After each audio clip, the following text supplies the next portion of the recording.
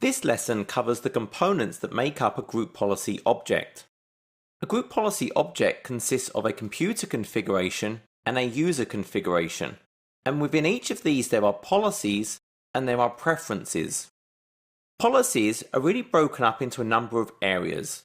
We have software settings that enable us to actually deploy software, and also Windows settings that have components such as startup and shutdown scripts for a computer, security settings that will actually match the same settings that were available on the local security policy of a machine.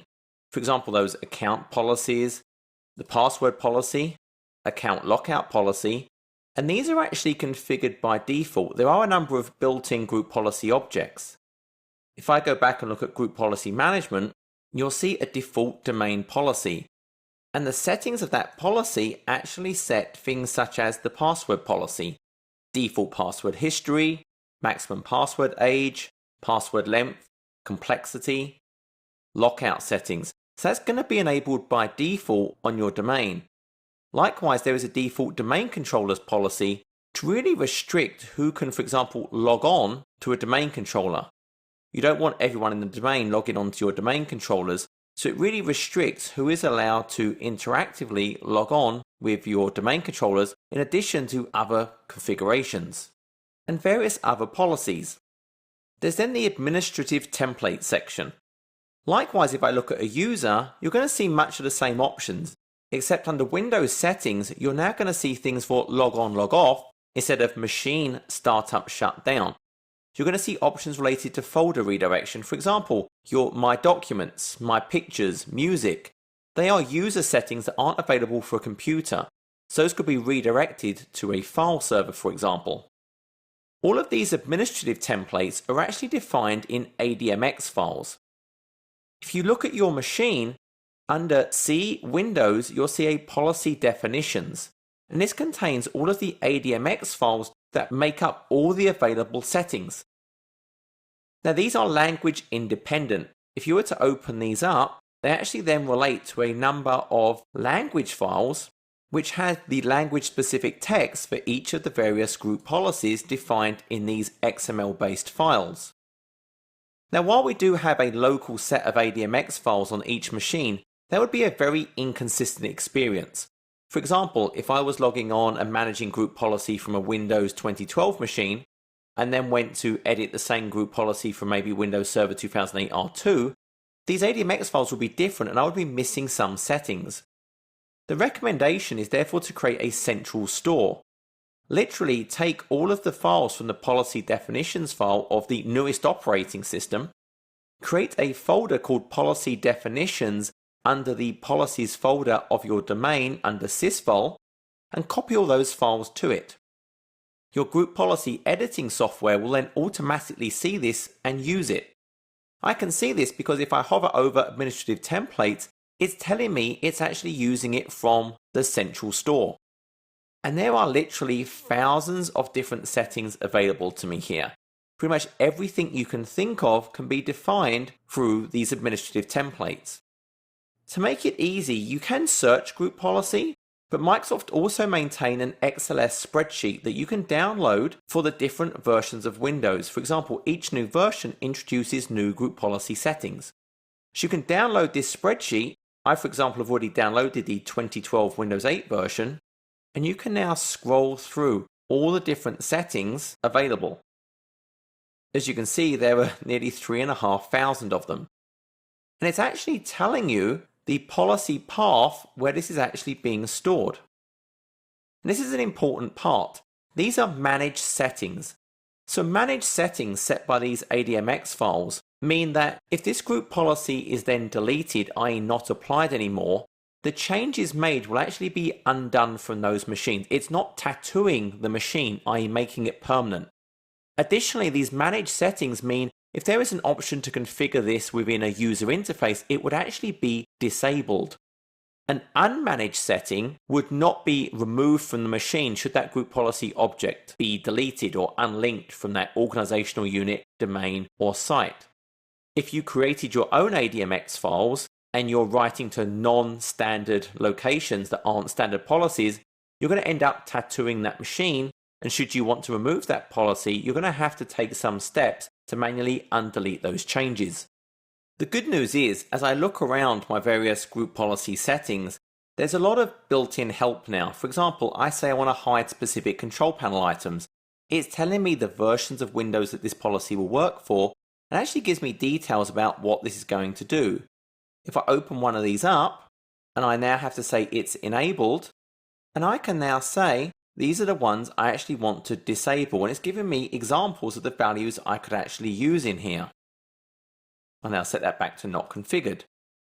Likewise, if I look at desktop, for example, I can say I want to hide certain icons from the desktop, so I'm going to remove the computer icon. It's giving me details about all of those various changes that I'm going to make. So it makes it very easy to know what I'm changing.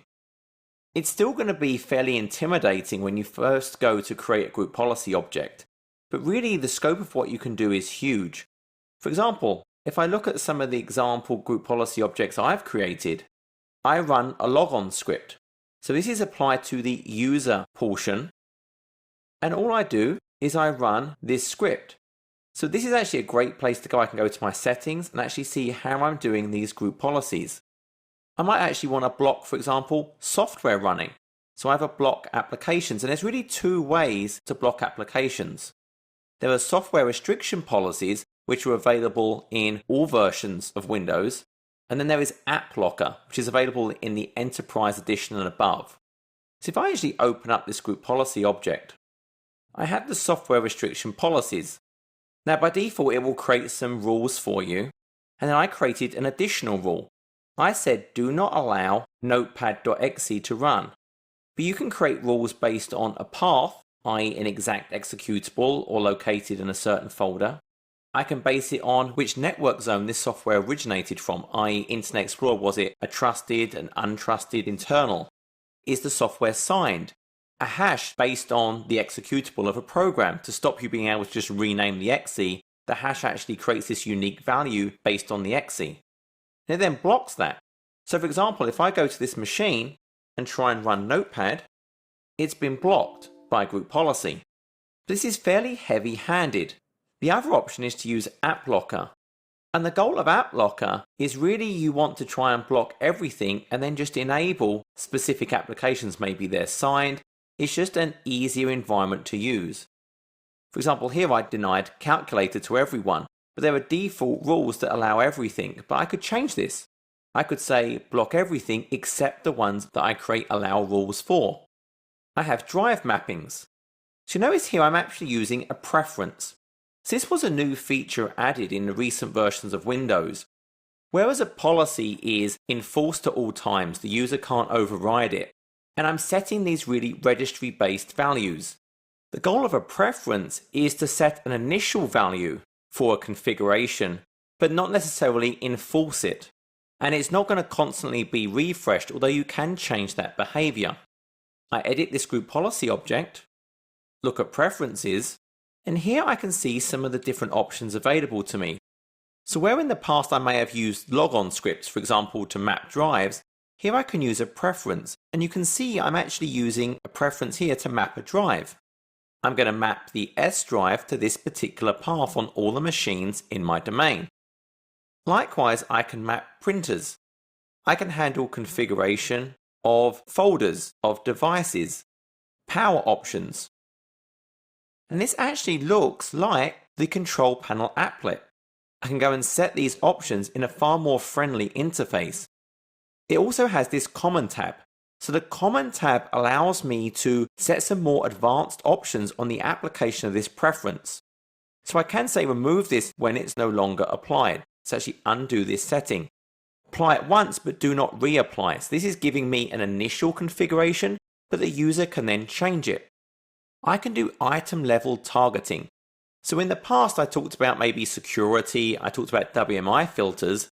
Targeting allows me to do very sophisticated sets of checks. So for example, I can check things like, does the CPU speed meet a certain criteria? Is there a certain amount of disk space available? Is the MAC address of the machine in a certain range? All these different types of options can be used to target if this preference is actually applied or not. If you are using logon scripts today, I'd urge you to really take a step back, look at what you're doing in those logon scripts, which can be very cumbersome and complex, and the chances are you can probably use preferences to override a lot of those things you're performing. A particular favorite of mine is restricted groups. So the goal of this is, perhaps I want a certain group of users to always be a member of the local admins group of a group of machines. Maybe today I did that via a logon script. Maybe I just make everyone a domain admin. The goal of restricted groups is it allows me to actually create a rule to say for a specific group, I'll just say all of them, on a machine, always make sure these people are in that group, and it will stop anyone else being added to the group. When this is applied, automatically these users will now be made members of this group on all the machines this applies to. So if I had a group of servers in a particular organizational unit, I could apply this policy to that organizational unit and instantly populate those groups with the people I need to be in there. Likewise, I can add this group to a member of other groups. So this is a very powerful setting. Ultimately, really any aspect you have of your environment you can configure through group policy objects. Have a look at the spreadsheet, have a look around, have a look at preferences, even firewall, for example, here. I enabled a group policy object to make sure I could always deploy the configuration manager client to all of my machines by opening a certain firewall exception. Really utilize group policy objects. You can avoid the use of scripts, lock down your environment, and make sure it's secure. This concludes the lesson on editing group policy objects.